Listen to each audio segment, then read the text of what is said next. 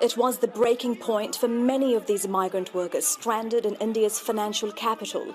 A few hours after Prime Minister Narendra Modi announced the lockdown will continue for another 2.5 weeks, at least 1,500 people gathered outside a railway station. They've lost their jobs and they're demanding transport to take them to their home states.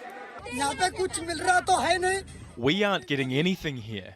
The government promised to provide money and other amenities, but nothing has been delivered yet. We have nothing to do now. We've got small children and they aren't getting anything to eat. What should we do? Mumbai police deployed extra officers in the Bandra area of the city. The local police tried to reason with them, but a part of group became aggressive and police had to use mild force to disperse them. This is the third protest by migrant workers in recent days.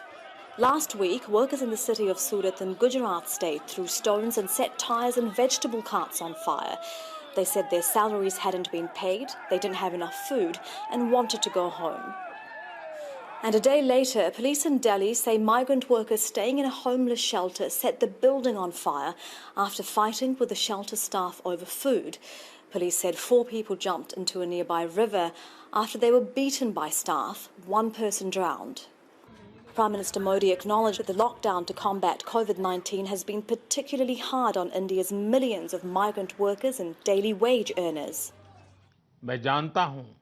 I am well aware of the difficulties you have faced, some for food, some for moving from place to place, and others for staying away from homes and families. Hundreds of thousands of migrant workers started walking home after the lockdown was first announced 3 weeks ago, leading to the biggest movement of people across the country in decades and defeating the purpose of the lockdown.